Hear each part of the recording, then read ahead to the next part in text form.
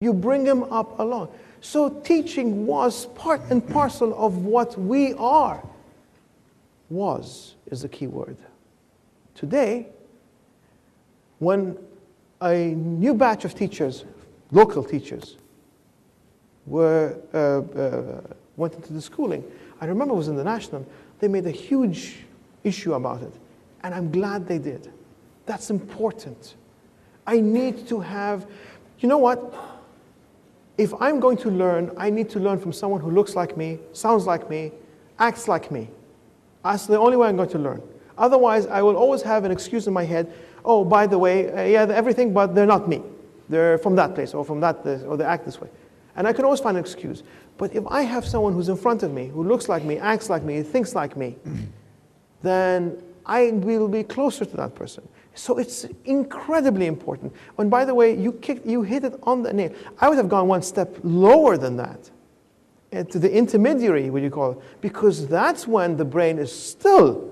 I wouldn't go lower than that to the elementary because, well, they drive me nuts, but to the intermediary, because that's the time when you're like 11, 12, 13.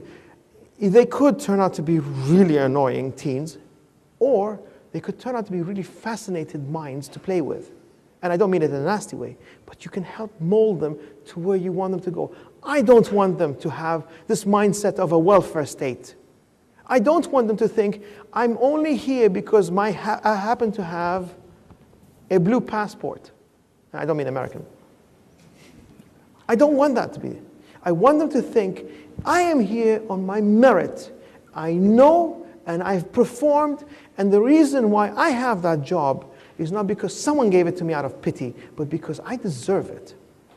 My question is, you have a 2-year-old who one day will be a 21-year-old and might get a great job, maybe because of who her father is, and she might be thinking that she got that job because she was qualified for it.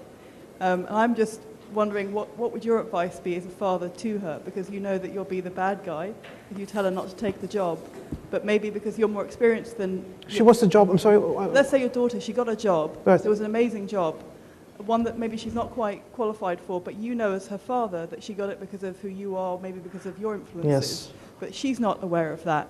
What are you going to do what will your fatherly advice be to her? 20-ish-year-old person, they really, really, really do believe the world revolves around them. That they're the center of the world and everyone else owes them something. And I would say to my daughter, go ahead, try it. And when you fail, because you will, because you're not qualified to be in that position, don't come to Baba. Go away. You wanted it. My wife told me, oh, no, she's your daughter, you're going to treat her. I'm like, you know what?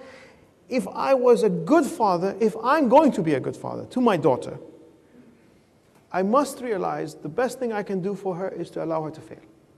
One of the worst things I've seen in family businesses here is we don't even allow our children to fail. We protect them. They're special. Well, guess what? When people say people are special, it usually could have a negative connotation to it. But do I want that for my child? I'm not going to live forever. I'm not going to be here to protect her forever. I can do one of two things. Either prepare her to face life without me, or I can prepare her to suffer when I die. One of the two.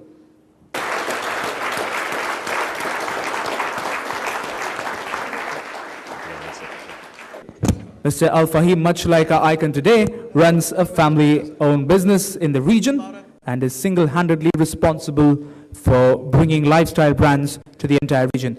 You can get more information on our website, dubai-gbs.com or intelligentsme.com.